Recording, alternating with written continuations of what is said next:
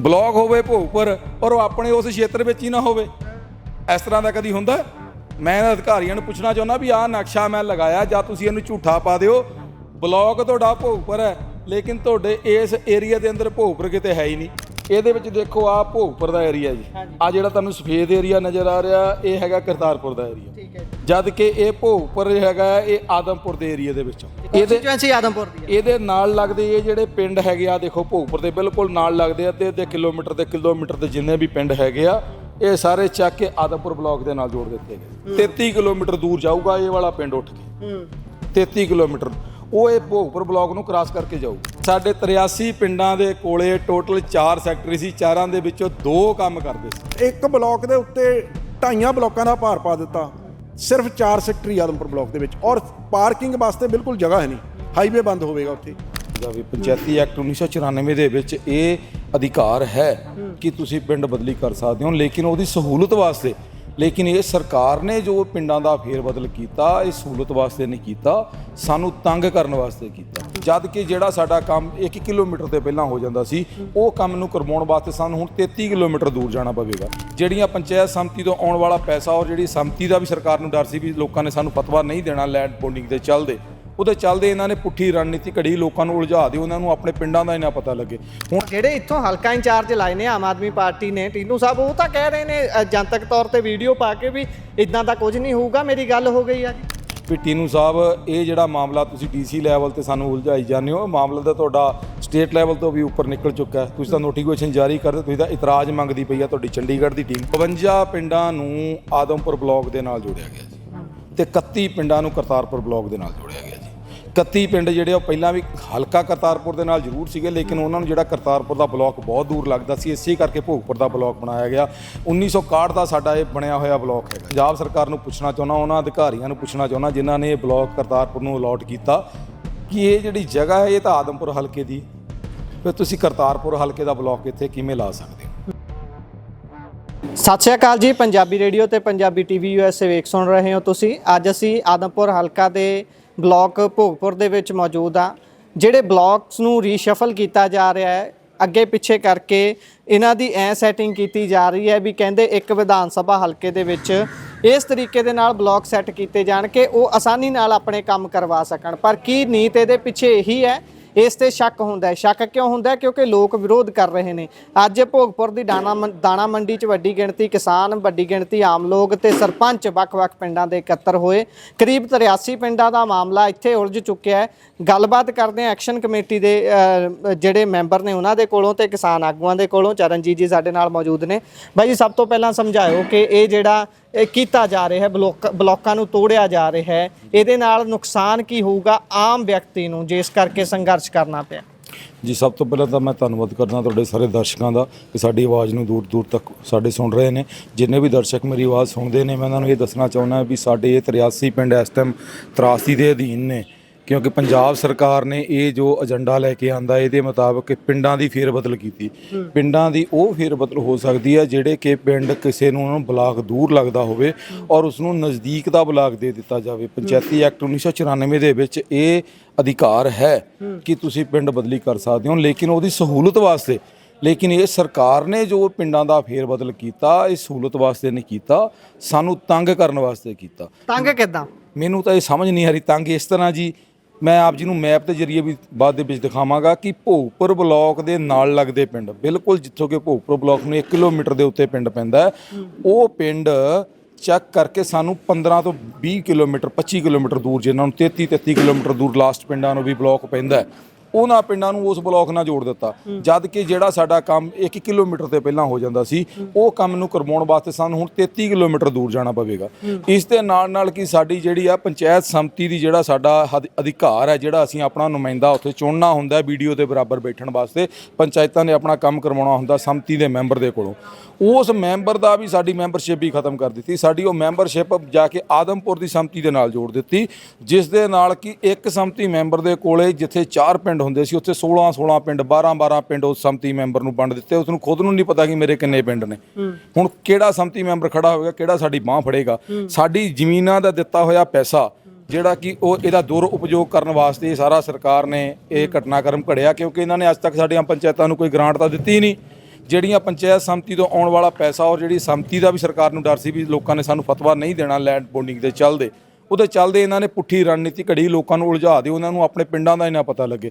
ਹੁਣ 33 ਕਿਲੋਮੀਟਰ ਦੂਰ ਸਾਡਾ ਇੱਕ ਪਿੰਡ ਚੱਲ ਕੇ ਆਦਮਪੁਰ ਆਪਣਾ ਕੰਮ ਕਰਵਾਉਣ ਜਾਵੇਗਾ, ਤੇ ਉਹ ਬਹੁਤ ਮੰਦਭਾਗੀ ਗੱਲ ਹੈ। ਜਦ ਕਿ 1 ਕਿਲੋਮੀਟਰ ਤੇ ਸਾਡਾ ਬਲਾਕ ਸੀ, ਉਸ ਬਲਾਕ ਨੂੰ ਜਲੰਧਰ ਵੈਸਟ ਦੇ ਪਿੰਡਾਂ ਨੂੰ ਜੋੜ ਦਿੱਤਾ। ਉਸ ਬਲਾਕ ਨੂੰ ਜਿਹੜਾ ਪਿੰਡ ਨਜ਼ਦੀਕ ਪੈਂਦਾ ਉਹ ਆਦਮਪੁਰ ਪੈਂਦਾ ਜਾਂ ਜਲੰਧਰ ਵੈਸਟ ਪੈਂਦਾ, ਉਹਨਾਂ ਨੂੰ ਭੋਗਪੁਰ ਭੇਜਿਆ ਗਿਆ, ਸਾਨੂੰ ਭੋਗਪੁਰ ਵਾਲਿਆਂ ਨੂੰ ਚੱਕ ਕੇ ਉੱਥੇ ਭੇਜਿਆ ਗਿਆ। ਅੱਛਾ, ਇਹਦੇ ਪਿੱਛੇ ਫਿਰ ਗੱਲ ਕੀ ਲੱਗਦੀ ਹੈ, ਸਰਕਾਰ ਇਹ ਕਰ ਕਿਉਂ ਰਹੀ ਹੈ? ਇੱਕ ਤਾਂ ਪੱਖ ਇਹ ਲੱਗ ਰਿਹਾ ਹੈ ਵੀ ਜਿਹੜੀਆਂ ਸੰਮਤੀ ਦੀਆਂ ਚੋਣਾਂ ਆਉਣੀਆਂ ਨੇ ਉਸ ਦੇ ਵਿੱਚ ਇਹ ਦੇਖਦੇ ਹੋਇਆਂ ਕਿ ਸਾਡਾ ਨੁਕਸਾਨ ਹੋ ਸਕਦਾ ਹੈ, ਇਸ ਕਰਕੇ ਸਰਕਾਰ ਇਹ ਚਾਲ ਖੇਡ ਰਹੀ ਹੋਊਗੀ। ਪਰ ਉਸ ਤੋਂ ਇਲਾਵਾ ਤੁਹਾਨੂੰ ਕੀ ਲੱਗਦਾ?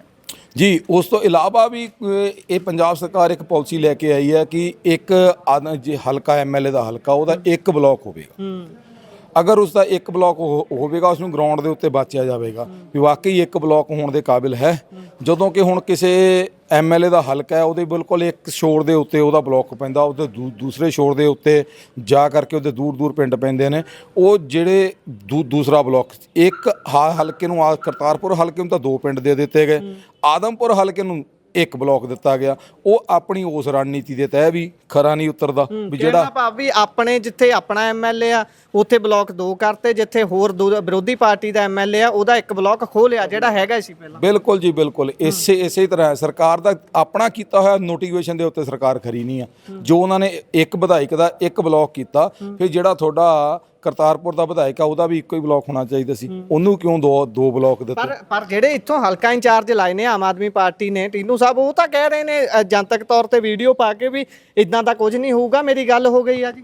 ਹਾਸੋਹੀਣੀ ਗੱਲ ਹੈ ਜੀ। ਮੈਂ ਇਹਨਾਂ ਬਾਰੇ ਹੁਣ ਪਹਿਲਾਂ ਵੀ ਕਾਫੀ ਟਿੱਪਣੀਆਂ ਵੀਡੀਓ ਦੇ ਜ਼ਰੀਏ ਕਰ ਚੁੱਕਾ ਹਾਂ। ਟੀਨੂ ਸਾਹਿਬ ਨੂੰ ਮੈਂ ਪਹਿਲਾਂ ਵੀ ਬੇਨਤੀ ਕਰ ਚੁੱਕਾ ਸੀਗਾ ਵੀ ਟੀਨੂ ਸਾਹਿਬ, ਇਹ ਜਿਹੜਾ ਮਾਮਲਾ ਤੁਸੀਂ ਡੀਸੀ ਲੈਵਲ ਤੇ ਸਾਨੂੰ ਉਲਝਾਈ ਜਾਂਦੇ ਹੋ, ਮਾਮਲਾ ਤਾਂ ਤੁਹਾਡਾ ਸਟੇਟ ਲੈਵਲ ਤੋਂ ਵੀ ਉੱਪਰ ਨਿਕਲ ਚੁੱਕਾ ਹੈ। ਤੁਸੀਂ ਤਾਂ ਨੋਟੀਫਿਕੇਸ਼ਨ ਜਾਰੀ ਕਰਦੇ, ਤੁਸੀਂ ਤਾਂ ਇਤਰਾਜ਼ ਮੰਗਦੀ ਪਈ ਆ ਤੁਹਾਡੀ ਚੰਡੀਗੜ੍ਹ ਦੀ ਟੀਮ, ਔਰ ਤੁਸੀਂ ਤਾਂ ਸਾਨੂੰ ਡੀਸੀ ਲੈਵਲ ਤੇ ਉਲਝਾਈ ਜਾ ਰਹੇ ਹੋ। ਇਹ ਜਿਹੜੀਆਂ ਵੀਡੀਓ ਜਾਰੀ ਕਰਕੇ ਸਾਨੂੰ ਗੁੰਮਰਾਹ ਕੀਤਾ ਜਾ ਰਿਹਾ, ਲੋਕਾਂ ਨੂੰ ਵੀ ਸਰਪੰਚਾਂ ਨੂੰ ਗੁੰਮਰਾਹ ਕਰਨਾ ਸੀਗਾ ਵੀ ਇਸ ਇਕੱਠ ਦੇ ਵਿੱਚ ਸਰਪੰਚ ਨਾ ਪਹੁੰਚਣ। ਪਰ ਫਿਰ ਵੀ ਮੈਂ ਉਹਨਾਂ ਸਰਪੰਚਾਂ ਦਾ ਤਹਿ ਦਿਲੋਂ ਧੰਨਵਾਦ ਕਰਦਾ ਜਿਨ੍ਹਾਂ ਨੇ ਕਿ ਉਹਨਾਂ ਦੀ ਇਸ ਵੀਡੀਓ ਨੂੰ ਨਕਾਰਦੇ ਹੋਏ ਸਾਡੇ ਅੱਜ ਇਕੱਠ ਦੇ ਵਿੱਚ ਭਰਮਾ ਹੁੰਗਾਰਾ ਦਿੱਤਾ ਜੀ। ਅੱਛਾ, ਕਿੰਨੇ ਪਿੰਡ ਕਰਤਾਰਪੁਰ ਦੇ ਨਾਲ ਜੋੜੇ ਜਾ ਰਹੇ ਨੇ ਤੇ ਕਿੰਨਿਆਂ ਨੂੰ ਇਧਰੋਂ ਆਦਮਪੁਰ ਜਾਣਾ ਪਊਗਾ, ਉਹ ਜ਼ਰਾ ਕੁੱਲ ਜਾਣਕਾਰੀ। 52 ਪਿੰਡਾਂ ਨੂੰ ਆਦਮਪੁਰ ਬਲਾਕ ਦੇ ਨਾਲ ਜੋੜਿਆ ਗਿਆ ਜੀ, ਤੇ 31 ਪਿੰਡਾਂ ਨੂੰ ਕਰਤਾਰਪੁਰ ਬਲਾਕ ਦੇ ਨਾਲ ਜੋੜਿਆ ਗਿਆ ਜੀ। 31 ਪਿੰਡ ਜਿਹੜੇ ਉਹ ਪਹਿਲਾਂ ਵੀ ਹਲਕਾ ਕਰਤਾਰਪੁਰ ਦੇ ਨਾਲ ਜ਼ਰੂਰ ਸੀਗੇ, ਲੇਕਿਨ ਉਹਨਾਂ ਨੂੰ ਜਿਹੜਾ ਕਰਤਾਰਪੁਰ ਦਾ ਬਲਾਕ ਬਹੁਤ ਦੂਰ ਲੱਗਦਾ ਸੀ, ਇਸੇ ਕਰਕੇ ਭੋਗਪੁਰ ਦਾ ਬਲਾਕ ਬਣਾਇਆ ਗਿਆ। 1961 ਦਾ ਸਾਡਾ ਇਹ ਬਣਿਆ ਹੋਇਆ ਬਲਾਕ ਹੈਗਾ ਜੀ, ਜਿਸ ਨੂੰ ਕਿ ਸਰਕਾਰ ਖਤਮ ਕਰਨ ਦੀ ਚਾਲ ਖੇਡਦੀ ਹੈ। ਔਰ ਬਹੁਤ ਵੱਡੀ ਹਾਸੋਹੀਣੀ ਗੱਲ ਹੈ, ਮੈਂ ਆਪ ਜੀ ਦੇ ਚੈਨਲ ਦੇ ਮਾਧਿਅਮ ਦੇ ਜ਼ਰੀਏ ਪੰਜਾਬ ਸਰਕਾਰ ਨੂੰ ਪੁੱਛਣਾ ਚਾਹੁੰਦਾ, ਉਹਨਾਂ ਅਧਿਕਾਰੀਆਂ ਨੂੰ ਪੁੱਛਣਾ ਚਾਹੁੰਦਾ ਜਿਨ੍ਹਾਂ ਨੇ ਇਹ ਬਲਾਕ ਕਰਤਾਰਪੁਰ ਨੂੰ ਅਲਾਟ ਕੀਤਾ, ਕਿ ਇਹ ਜਿਹੜੀ ਜਗ੍ਹਾ ਹੈ ਇਹ ਤਾਂ ਆਦਮਪੁਰ ਹਲਕੇ ਦੀ, ਫਿਰ ਤੁਸੀਂ ਕਰਤਾਰਪੁਰ ਹਲਕੇ ਦਾ ਬਲਾਕ ਇੱਥੇ ਕਿਵੇਂ ਲਾ ਸਕਦੇ ਹੋ? ਇਹ ਤੁਹਾਡਾ ਕੀਤਾ ਹੋਇਆ ਟੈਰੀਟਰੀ ਚੋਂ ਹੀ ਬਾਹਰ ਹੈ। ਹਾਂ, ਇੱਕ ਵਾਰੀ ਉਹਨੂੰ ਦੁਬਾਰਾ ਪੜ੍ਹ ਲੈਣ, ਦੁਬਾਰਾ ਜਾਂਚ ਲੈਣ ਵੀ ਜਿਹਦੇ ਉੱਤੇ ਤੁਸੀਂ ਨੋਟੀਫਿਕੇਸ਼ਨ ਕਰਕੇ ਤੁਸੀਂ ਜਾਰੀ ਕਰਦੇ ਹੋ, ਗਜਟ ਜਾਰੀ ਕਰਦੇ ਹੋ, ਉਸ ਗਜਟ ਦੇ ਵਿੱਚ ਇਹ ਜਿਹੜਾ ਭੋਗਪੁਰ ਦਾ ਏਰੀਆ ਇਹ ਤਾਂ ਆਦਮਪੁਰ ਹਲਕੇ 'ਚ ਆ ਗਿਆ। ਅੱਛਾ, ਇਹ ਮੈਪ ਇੱਕ ਵਾਰ ਸਮਝਾ ਦਿਓ ਜਿਹੜੇ ਤੁਸੀਂ ਲਾਏ ਹੋਏ ਨੇ, ਇਹ ਮੈਪ ਕੀ ਬੋਲਦੇ ਨੇ ਤੇ ਇਹ ਕੀ ਕਹਿ ਰਹੇ ਨੇ, ਜਰਾ ਦੱਸਿਓ। ਇਹ ਮੈਪ ਜਿਹੜੇ ਹੈਗੇ ਜੀ, ਮੈਂ ਮੈਪ ਦੀ ਇਸ ਸਾਈਡ ਤੇ ਆ ਜਾਵਾਂ ਜੀ। ਇਹ ਜਿਹੜਾ ਮੈਪ ਹੈ ਜਲੰਧਰ ਵੈਸਟ ਦੇ ਪਿੰਡ ਹੈਗੇ ਆ ਜੀ, ਇਹ ਜੰਡੂ ਸਿੰਘਾ ਪਿੰਡ ਨੂੰ ਭੋਗਪੁਰ ਬਲਾਕ ਅਲਾਟ ਕੀਤਾ ਗਿਆ। ਅਗਰ ਜੰਡੂ ਸਿੰਘੇ ਪਿੰਡ ਤੋਂ ਭੋਗਪੁਰ ਬਲਾਕ ਨੂੰ ਆਉਣਾ ਹੋਵੇ, ਜਦ ਕਿ ਭੋਗਪੁਰ ਬਲਾਕ ਇਹ ਰਹਿ ਗਿਆ ਇਹਨਾਂ ਦੇ ਨਕਸ਼ੇ ਤੋਂ ਹੀ ਬਾਹਰ ਹੈ। ਹਾਂਜੀ, ਇਹ ਭੋਗਪੁਰ ਬਲਾਕ ਦਾ ਏਰੀਆ ਤੇ ਇਹਦੇ ਵਿੱਚ ਭੋਗਪੁਰ ਕਿਤੇ ਹੈ ਹੀ ਨਹੀਂ। ਬਲਾਕ ਹੋਵੇ ਭੋਗਪੁਰ ਔਰ ਉਹ ਆਪਣੇ ਉਸ ਖੇਤਰ ਵਿੱਚ ਹੀ ਨਾ ਹੋਵੇ, ਇਸ ਤਰ੍ਹਾਂ ਦਾ ਕਦੀ ਹੁੰਦਾ? ਮੈਂ ਇਹਨਾਂ ਅਧਿਕਾਰੀਆਂ ਨੂੰ ਪੁੱਛਣਾ ਚਾਹੁੰਦਾ ਵੀ ਆਹ ਨਕਸ਼ਾ ਮੈਂ ਲਗਾਇਆ, ਜਾਂ ਤੁਸੀਂ ਇਹਨੂੰ ਝੂਠਾ ਪਾ ਦਿਓ। ਬਲਾਕ ਤੁਹਾਡਾ ਭੋਗਪੁਰ ਹੈ, ਲੇਕਿਨ ਤੁਹਾਡੇ ਇਸ ਏਰੀਆ ਦੇ ਅੰਦਰ ਭੋਗਪੁਰ ਕਿਤੇ ਹੈ ਹੀ ਨਹੀਂ, ਕੰਸਟੀਚੁਐਂਸੀ ਦੇ ਅੰਦਰ ਹੀ ਹੈ, ਅੰਦਰ ਹੈ ਹੀ ਨਹੀਂ। ਬਲਾਕ ਤਾਂ ਤੁਹਾਡਾ ਚਲਾ ਗਿਆ ਬਾਹਰ ਆਦਮਪੁਰ ਦੇ ਏਰੀਆ ਦੇ ਵਿੱਚ, ਤੇ ਫਿਰ ਇਹ ਭੋਗਪੁਰ ਨੂੰ ਕਿੱਦਾਂ ਰਿਪਰੈਜ਼ੈਂਟ ਕਰ ਸਕਦਾ ਹੈ? ਕਰਤਾਰਪੁਰ ਨੂੰ ਜੋੜਿਆ। ਇਹ ਕਰਤਾਰਪੁਰ ਦੇ 2 ਬਣਾਤੇ ਜੀ, ਆ ਕਰਤਾਰਪੁਰ ਦਾ ਦੂਸਰਾ ਆ ਗਿਆ, ਆ ਕਰਤਾਰਪੁਰ ਦਾ ਦੂਸਰਾ ਆ ਗਿਆ। ਇਹ ਵਾਲਾ ਸਾਰਾ ਕਹਿ ਲਈਏ ਵੀ ਭੋਗਪੁਰ ਨਾਲ ਜੋੜਿਆ, ਇਧਰਲੇ ਬੰਨੇ ਵਾਲਾ ਕਰਤਾਰਪੁਰ ਨਾਲ ਜੋੜਿਆ ਗਿਆ ਜੀ। ਇਹ ਭੋਗਪੁਰ ਨੂੰ ਖਤਮ ਕਰਨਾ ਹੈ ਆਉਣ ਵਾਲੇ ਦਿਨਾਂ ਦੇ ਵਿੱਚ। ਜਦੋਂ ਅਗਲਾ ਨੋਟੀਫਿਕੇਸ਼ਨ ਆਊਗਾ ਉਹ ਕਹਿਣਗੇ ਇਹ ਤਾਂ ਸਾਡੇ ਅਧਿਕਾਰੀ ਖੇਤਰ 'ਚ ਨਹੀਂ ਆਉਂਦਾ, ਇਹ ਬਲਾਕ ਨੂੰ ਖਤਮ ਕੀਤਾ ਜਾਏ, ਇੱਧਰ ਸ਼ਿਫਟ ਕੀਤਾ ਜਾਵੇ ਜੀ। ਕਿਉਂਕਿ ਡਾਇਰੈਕਟਲੀ ਸਰਕਾਰ ਉਸ ਨੂੰ ਖਤਮ ਨਹੀਂ ਕਰ ਸਕਦੀ। ਪੰਚਾਇਤੀ ਐਕਟ 1994 ਦੇ ਤਹਿਤ ਡਾਇਰੈਕਟਲੀ ਕਿਸੇ ਬਲਾਕ ਨੂੰ ਖਤਮ ਨਹੀਂ ਕੀਤਾ ਜਾ ਸਕਦਾ। ਇਹ ਸੈਕਿੰਡ ਚਾਲ ਦੇ ਅਕੋਰਡਿੰਗ ਇਸ ਨੂੰ ਖਤਮ ਕਰਨਾ ਵੀ ਪਹਿਲੀ ਚਾਲ ਦੇ ਵਿੱਚ ਇਹਦੇ ਨਾਲ ਥੋੜੇ ਪਿੰਡ ਜੋੜ ਦਿਓ, ਬਲਾਕ ਨੂੰ ਆਪਣੇ ਅਧਿਕਾਰ ਖੇਤਰ ਤੋਂ ਬਾਹਰ ਕੱਢ ਦਿਓ। ਅਗਲੀ ਆਉਂਦੀ ਹੋਈ ਚਾਲਾਂ 'ਚ ਕਿਹਾ ਜਾਊਗਾ ਵੀ ਇਹ ਪਿੰਡ ਬਲਾਕ ਤੱਕ ਪਹੁੰਚ ਨਹੀਂ ਪਾ ਰਹੇ, ਇਹਨਾਂ ਨੂੰ ਕਰਤਾਰਪੁਰ ਸ਼ਿਫਟ ਕੀਤਾ ਜਾਵੇ। ਆਉਣ ਵਾਲੇ ਦਿਨਾਂ ਦੇ ਵਿੱਚ ਸਾਰੇ ਕਰਤਾਰਪੁਰ ਸ਼ਿਫਟ ਹੋਣਗੇ ਤੇ ਭੋਗਪੁਰ ਬਲਾਕ ਖਤਮ ਕੀਤਾ ਜਾਊਗਾ ਜੀ। ਦੂਸਰਾ ਮੈਪ ਇਹ ਵਾਲਾ ਹੈਗਾ ਜੀ, ਇਹਦੇ ਵਿੱਚ ਦੇਖੋ ਆ ਭੋਗਪੁਰ ਦਾ ਏਰੀਆ ਜੀ, ਆ ਜਿਹੜਾ ਤੁਹਾਨੂੰ ਸਫੇਦ ਏਰੀਆ ਨਜ਼ਰ ਆ ਰਿਹਾ ਇਹ ਹੈਗਾ ਕਰਤਾਰਪੁਰ ਦਾ ਏਰੀਆ, ਠੀਕ ਹੈ ਜੀ। ਜਦ ਕਿ ਇਹ ਭੋਗਪੁਰ ਹੈਗਾ ਇਹ ਆਦਮਪੁਰ ਦੇ ਏਰੀਆ ਦੇ ਵਿੱਚ ਆਉਂਦਾ, ਠੀਕ ਹੈ। ਕੰਸਟੀਚੁਐਂਸੀ ਆਦਮਪੁਰ ਦੀ ਹੈ। ਇਹਦੇ ਨਾਲ ਲੱਗਦੇ ਇਹ ਜਿਹੜੇ ਪਿੰਡ ਹੈਗੇ ਆ ਦੇਖੋ ਭੋਗਪੁਰ ਦੇ ਬਿਲਕੁਲ ਨਾਲ ਲੱਗਦੇ ਅੱਧੇ ਕਿਲੋਮੀਟਰ ਦੇ ਜਿੰਨੇ ਵੀ ਪਿੰਡ ਹੈਗੇ ਆ ਇਹ ਸਾਰੇ ਚੱਕ ਕੇ ਆਦਮਪੁਰ ਬਲਾਕ ਦੇ ਨਾਲ ਜੋੜ ਦਿੱਤੇ ਗਏ। 33 ਕਿਲੋਮੀਟਰ ਦੂਰ ਜਾਊਗਾ ਇਹ ਵਾਲਾ ਪਿੰਡ ਉੱਠ ਕੇ, 33 ਕਿਲੋਮੀਟਰ ਉਹ ਇਹ ਭੋਗਪੁਰ ਬਲਾਕ ਨੂੰ ਕ੍ਰਾਸ ਕਰਕੇ ਜਾਊਗਾ। ਔਰ ਸਾਡੇ ਜਿਹੜੇ ਇੱਥੇ ਹਲਕਾ ਇੰਚਾਰਜ ਲੱਗੇ ਉਹ ਕਹਿੰਦੇ ਨੇ ਕਿ ਡੀਸੀ ਸਾਹਿਬ ਨਾਲ ਸਾਡੀ ਗੱਲ ਹੋ ਗਈ ਆ, ਇੱਥੇ ਇੱਕ ਅਧਿਕਾਰੀ ਬੈਠੂਗਾ ਜੀ ਕੰਮ ਕਰਨ ਨੂੰ। ਉਹ ਕੰਮ ਕਰਨ ਵਾਸਤੇ ਭਾਵੇਂ ਤੁਸੀਂ ਕਿਸੇ ਦੁਕਾਨ ਦੇ ਵਿੱਚ ਬਿਠਾ ਲਓ, ਕੰਮ ਕਰਨ ਵਾਸਤੇ ਤਾਂ ਸੈਕਟਰੀ ਘਰ ਵੀ ਆਉਂਦਾ ਸਰਪੰਚ ਦੇ, ਉਹ ਘਰ ਵੀ ਆ ਕੇ ਮਤਾ ਪਾ ਕੇ ਜਾਂਦਾ ਤੇ ਕੀ ਉਹ ਬਲਾਕ ਉਹਦਾ ਘਰ ਹੋ ਗਿਆ। ਇਹਨਾਂ ਦੇ ਜਿਹੜੀ ਕਾਰਵਾਈ ਰਜਿਸਟਰ ਆ, ਕਾਰਵਾਈ ਰਜਿਸਟਰ ਦੇ ਉੱਪਰ ਆਦਮਪੁਰ ਬਲਾਕ ਹੀ ਲਿਖਿਆ ਜਾਊਗਾ। ਜੋ ਜਿਹੜੀ ਕਾਰਵਾਈ ਤੋਰੀ ਜਾਊਗੀ ਇਹਨਾਂ ਪਿੰਡਾਂ ਤੋਂ ਵੀ ਕਾਰਵਾਈ ਹਿੱਤ, ਥੱਲੇ ਅਸੀਂ ਕਾਰਵਾਈ ਪਾਉਣ ਤੋਂ ਬਾਅਦ ਲਿਖਦੇ ਹਾਂ ਕਾਰਵਾਈ ਹਿੱਤ ਬਲਾਕ ਭੋਗਪੁਰ, ਉੱਥੇ ਲਿਖਿਆ ਜਾਂਦਾ ਹੈ ਕਾਰਵਾਈ ਹਿੱਤ ਬਲਾਕ ਆਦਮਪੁਰ। ਇਹ ਭੋਗਪੁਰ ਨੂੰ ਕਾਂਡਾ ਵੱਜ ਗਿਆ। ਇਹ ਜਿਹੜੇ ਭਰਮ ਦੇ ਵਿੱਚ ਹੈਗੇ ਨੇ ਮੇਰੇ ਥੋੜੇ ਵੀਰ, ਕਈ ਸਰਪੰਚ ਹੈਗੇ ਵੀ ਨੇ, ਉਹ ਕਹਿੰਦੇ ਜੀ ਇਸ ਤਰ੍ਹਾਂ ਹੋ ਜਾਊਗਾ। ਮੈਂ ਉਹਨਾਂ ਨੂੰ ਦੱਸ ਦੇਣਾ ਚਾਹੁੰਦਾ ਤੁਹਾਡੀ ਕਾਰਵਾਈ ਰਜਿਸਟਰ ਦੇ ਉੱਤੇ ਬਲਾਕ ਆਦਮਪੁਰ ਲਿਖਿਆ ਜਾਣਾ ਤੇ ਅਧਿਕਾਰੀ ਤਾਂ ਪਹਿਲਾਂ ਹੀ ਪੂਰੇ ਨਹੀਂ ਹੈਗੇ। ਤੇ ਜੇ ਸੈਕਟਰੀ ਦੀ ਜਿੱਦਾਂ ਤੁਸੀਂ ਗੱਲ ਕੀਤੀ ਹੈ, ਸੈਕਟਰੀ ਤਾਂ ਕਹਿੰਦਾ ਪਿੰਡ ਹੀ ਇੰਨੇ ਆ, ਮੇਰਾ ਟਾਈਮ ਨਹੀਂ ਹਾਲੇ, ਮੈਂ ਤੁਹਾਨੂੰ ਦੱਸੂਗਾ ਫਿਰ ਤੁਸੀਂ ਦਿਨ ਨਿਸ਼ਚਿਤ ਕਰਿਓ। ਤੇ ਇਹ ਫਿਰ ਕਿੱਦਾਂ ਨਿਬੜੂਗੀ ਗੱਲ ਇੰਨੀ ਦੂਰ? ਸਾਡੇ 83 ਪਿੰਡਾਂ ਦੇ ਕੋਲੇ ਟੋਟਲ 4 ਸੈਕਟਰੀ ਸੀ, 4 ਦੇ ਵਿੱਚੋਂ 2 ਕੰਮ ਕਰਦੇ ਸੀ, 2 ਦੀ ਆਊਟ ਆਫ ਡਿਊਟੀ ਲੱਗੀ ਸੀ।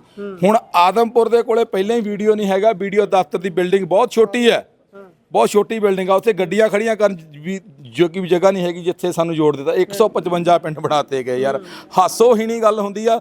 ਸਮਝ ਨਹੀਂ ਆਉਂਦੀ ਵੀ ਕਿਵੇਂ ਸਾਡੇ ਉੱਤੇ ਪ੍ਰੈਸ਼ਰਾਈਜ਼ ਕੀਤਾ ਜਾ ਰਿਹਾ ਇਸ ਸਰਕਾਰ ਦੁਆਰਾ। ਉਹ ਸਰਕਾਰ ਨੂੰ ਖੁਦ ਨੂੰ ਪਤਾ ਨਹੀਂ, ਡਿਸੀਜਨ ਲੈ ਲੈਂਦੀ ਆ, ਉਹਦਾ ਪ੍ਰਣਾਮ ਬਾਅਦ ਦੇ ਵਿੱਚ ਦੇਖਦੀ ਆ। ਸੋ ਇਹਦੀ ਲਾਗੂ ਹੋ ਗਿਆ ਠੀਕ ਹੈ, ਨਹੀਂ ਤਾਂ ਵਾਪਸ ਲੈ ਲਾਂਗੇ। ਇਹ ਤਾਂ ਬਸ਼ਰਮਾ ਵਾਲਾ ਅੱਛਾ, ਇਹ ਕਿਹੜੀ ਗੱਲ ਹੁੰਦੀ ਹੈ ਫਿਰ ਵੀ ਪਹਿਲਾਂ ਲਾਗੂ ਕਰਕੇ ਦੇਖ ਲੈਂਦੇ ਬਾਅਦ ਚੋਂ ਵਾਪਸ ਲੈ ਲੈਂਦੇ ਆ? ਇਹ ਸਰਕਾਰ ਦੀ ਨੀਤੀ, ਸਰਕਾਰ ਦੇ ਅਫਸਰ ਕਰਦੇ ਕੀ ਨੇ? ਉਹਨਾਂ ਨੂੰ ਇੰਨੀ ਹੀ ਸਮਝ ਨਹੀਂ ਹੈਗੀ ਵੀ ਪਹਿਲਾਂ ਕਰਕੇ ਦੇਖ ਲੈਂਦੇ ਆ, ਫਿਰ ਪਾਣੀ ਨਾਪ ਲਾਂਗੇ, ਸੋਸ਼ਲ ਐਕਸਪੈਰੀਮੈਂਟ ਹੋ ਜਾਊਗਾ, ਜੇ ਹੋ ਗਿਆ ਤਾਂ ਹੋ ਗਿਆ। ਨਹੀਂ, ਅਫਸਰਾਂ ਨੂੰ ਮੈਂ ਮਾੜਾ ਨਹੀਂ ਕਹਿੰਦਾ, ਅਫਸਰ ਬਿਲਕੁਲ ਸਹੀ ਨੇ।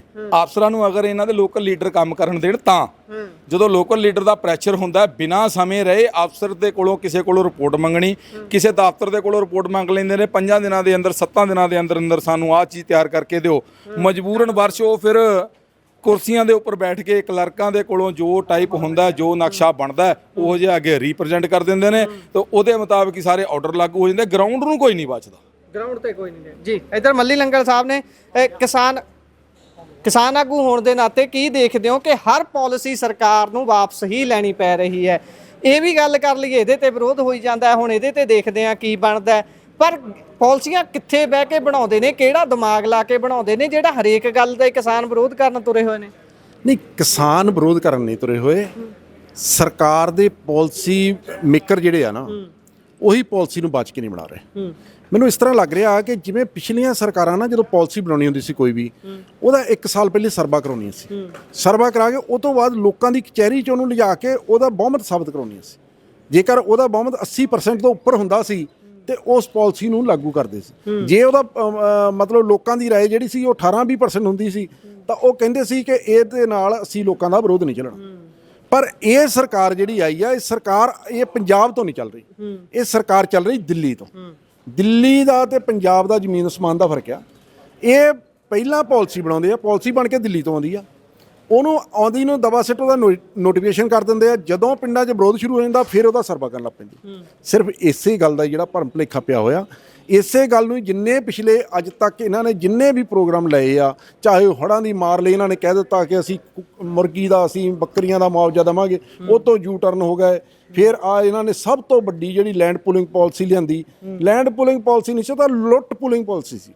ਮੈਂ ਕਹੂੰਗਾ ਲੁੱਟਣਾ ਸੀ ਸਿੱਧਾ। ਦੇਖੋ, ਤੁਹਾਡੀ ਪ੍ਰਾਪਰਟੀ ਆ, ਤੁਹਾਤੋਂ ਪ੍ਰਾਪਰਟੀ ਧੱਕੇ ਨਾਲ ਖੋਲਣੀ, ਤੁਹਾਤੋਂ ਖੋ ਕੇ ਵੀ ਤੁਹਾਡੇ ਤੋਂ ਪੈਸੇ ਲੈਣੇ, ਗੱਲ ਨਹੀਂ ਨਾ ਬਣਦੀ। ਉਹਦੀ ਡਿਵੈਲਪਮੈਂਟ ਫੰਡ ਦੇ ਤੌਰ ਤੇ, ਹੈ ਨਾ। ਜਿੱਦਾਂ ਹੁਣ ਲਾ ਲਓ ਕਿ 1 ਏਕੜ ਜਗ੍ਹਾ ਸੀ ਤੁਹਾਡੇ ਕੋਲ, ਮੰਨ ਲਓ ਤੁਹਾਨੂੰ ਉਹਦੇ ਚੋਂ 1200 ਗਜ ਇੱਕ ਦੇਣੀ ਆ ਤੇ ਪੌਣੇ 2 ਕਨਾਲ ਜਗ੍ਹਾ ਦੇਣੀ ਆ, ਤੇ ਪੌਣੇ 2 ਕਨਾਲ ਜਗ੍ਹਾ ਦਾ ਤੁਹਾਤੋਂ 22 ਲੱਖ ਰੁਪਈਆ ਵੀ ਲੈਣਾ। ਡਿਵੈਲਪਮੈਂਟ ਫੰਡ ਵੀ ਲੈਣਾ। ਤਾਂ ਜੇ ਕਿਸੇ ਦੇ 9 ਏਕੜ ਸੀ ਤੇ ਉਹਨੂੰ 3 ਏਕੜ ਜੇ ਉਹਨੂੰ ਡਿਵੈਲਪ ਕਰਕੇ ਦੇਣੇ ਆ ਤਾਂ ਉਹ ਤੋਂ 6 ਕਰੋੜ ਰੁਪਈਆ ਲੈਣਾ, 2 ਕਰੋੜ ਰੁਪਈਆ ਪਰ ਏਕੜ ਦਾ। ਦੇਖੋ ਇਹੋ ਜਿਹੀਆਂ ਪਾਲਿਸੀਆਂ ਜਿਹੜੀਆਂ ਪੰਜਾਬ ਦੇ ਵਿੱਚ ਨਾ ਚੱਲੀਆਂ ਨਾ ਚੱਲਣੀਆਂ, ਇਸੇ ਅਧੀਨ ਇਹਨਾਂ ਨੇ ਇਹ ਪਾਲਿਸੀ ਹੈ, ਉਹ ਇਹਨਾਂ ਦੇ ਗਲ ਦੇ ਵਿੱਚੋਂ ਸੱਪ ਨਿਕਲਿਆ ਨਹੀਂ। ਅਜੇ ਕੱਲ ਪ੍ਰੈਸ ਕਾਨਫਰੰਸਾਂ ਹੁੰਦੀਆਂ ਹੋਈਆਂ ਕਿ ਅਸੀਂ ਅੰਦੋਲਨ ਸਾਰੀਆਂ ਜਥੇਬੰਦੀਆਂ ਦਾ ਉਸੇ ਤਰ੍ਹਾਂ ਹੀ ਚਾਲੂ ਹੈ, ਸਾਡੇ ਐਸਕੇਐਮ ਨੇ ਵੀ ਉਸੇ ਤਰ੍ਹਾਂ ਚਾਲੂ ਰੱਖਿਆ। ਤੇ ਇਹਨਾਂ ਨੇ ਆ ਜਿਹੜਾ 8 ਤਰੀਕ ਨੂੰ ਨਵਾਂ ਸੱਪ ਕੱਢ ਕੇ ਪਿੰਡਾਂ ਦੇ ਵਿੱਚ ਭੇਜ ਦਿੱਤਾ, ਔਰ ਸਾਡੇ ਇੱਥੋਂ ਹਲਕਾ ਇੰਚਾਰਜ ਕਹਿ ਰਹੇ ਆ ਕਿ ਇਹ ਸਾਰਾ ਕੁਝ ਝੂਠ ਬੋਲ ਰਹੇ। ਦੇਖੋ ਵੀਡੀਓ ਬਲਾਕਾਂ ਦੇ ਬਾਹਰ ਲਿਸਟਾਂ ਲੱਗ ਗਈਆਂ, ਫਿਰ ਸਰਕਾਰ ਝੂਠ ਬੋਲ ਰਹੀ ਹੈ, ਇੰਚਾਰਜ ਸਾਹਿਬ ਸੱਚੇ ਨੇ। ਉਹੀ ਤਾਂ ਗੱਲ ਹੈ ਕਿ ਉਹ ਦੇਖੋ ਡੀਸੀ ਸਾਹਿਬ ਦੇ ਨਾਲ ਜਾ ਕੇ ਬੈਠ ਕੇ ਮੀਟਿੰਗ ਕਰਕੇ ਕਹਿ ਰਹੇ ਆ ਕਿ ਜੋ ਜਥੇਬੰਦੀਆਂ ਜਾਂ ਇਹ ਗੱਲਾਂ ਹੋ ਰਹੀਆਂ ਇਹ ਸਾਰੀਆਂ ਗਲਤ ਆ, ਜਦ ਕਿ ਸਾਡੇ ਕੋਲ ਨੋਟੀਫਿਕੇਸ਼ਨ ਦੀ 252 ਪੇਜ ਦੀ ਕਾਪੀ ਸਾਡੇ ਕੋਲ ਆ, ਔਰ ਅਸੀਂ ਉਹ ਇਕੱਲੇ ਨੂੰ ਦਿਖਾ ਰਹੇ ਹਾਂ। ਅੱਜ ਇਹ ਅੱਗ ਜਿਹੜੀ ਅੱਜ ਭੋਗਪੁਰ ਤੋਂ ਸ਼ੁਰੂ ਹੋਈ ਆ, 1-2 ਦਿਨਾਂ ਦੇ ਵਿੱਚ ਇਹ ਪਤਾਰੇ ਦੇ ਵਿੱਚ ਹੋਣੀ ਆ, ਔਰ ਸ਼ਾਇਦ ਕੱਲ ਨੂੰ ਇਹ ਬੰਗਿਆਂ, ਨਵਾਂ ਸ਼ਹਿਰ ਔਰ ਉਹਨਾਂ ਪਿੰਡਾਂ ਦੇ ਵਿੱਚ ਵੀ, ਕਿਉਂਕਿ ਅੱਜ ਨੋਟੀਫਿਕੇਸ਼ਨ ਦੀਆਂ ਕਾਪੀਆਂ ਉਹਨਾਂ ਨੇ ਮੇਰੇ ਤੋਂ ਮੰਗਵਾਈਆਂ, ਔਰ ਮਾਨਸਾ ਸਾਹਿਬ ਨੇ ਵੀ ਮੇਰੇ ਤੋਂ ਮੰਗਵਾਈਆਂ, ਔਰ ਮਾਨਸਾ ਦੇ ਵਿੱਚ ਵੀ ਇਹ ਅੱਗ ਲੱਗੂਗੀ। ਸਾਰੇ ਪੰਜਾਬ ਦੇ ਵਿੱਚ 1 ਹਫ਼ਤੇ ਤੋਂ 10 ਦਿਨ ਤੋਂ ਬਾਅਦ ਇਹਨਾਂ ਨੂੰ ਇਸ ਜਿਹੜੇ ਨੋਟੀਫਿਕੇਸ਼ਨ ਕੀਤਾ ਹੈ ਲੈਂਡ ਪੂਲਿੰਗ ਨਾਲੋਂ ਵੀ ਵੱਧ ਇਹਦਾ ਜਿਹੜਾ ਆ ਵਿਰੋਧ ਪਿੰਡਾਂ ਦੇ ਵਿੱਚ ਦੇਖਣ ਨੂੰ ਮਿਲੇਗਾ, ਕਿਉਂਕਿ ਇਹਨਾਂ ਨੇ ਸਿਰਫ ਗੱਲ ਇਹ ਕੀਤੀ ਆ ਕਿ ਆਉਣ ਵਾਲੇ ਦਿਨਾਂ ਦੇ ਵਿੱਚ ਬਲਾਕ ਸੰਮਤੀ ਤੇ ਜ਼ਿਲ੍ਹਾ ਪ੍ਰੀਸ਼ਦ ਦੀਆਂ ਇਲੈਕਸ਼ਨਾਂ ਆ ਜੀ, ਨਾ ਇਹਨਾਂ ਤੋਂ 1 ਰੁਪਈਆ ਦੇ ਹੋਇਆ, ਨਾ ਕੋਈ ਡਿਵੈਲਪਮੈਂਟ ਕਰ ਹੋਈ। ਜਿਹੜੀ ਡਿਵੈਲਪਮੈਂਟ ਹੋਈ ਆ ਥੋੜੀ ਬਹੁਤੀ ਉਹ 14ਵੇਂ ਵਿੱਤ 15ਵੇਂ ਵਿੱਤ ਤੋਂ ਹੋਈ ਆ।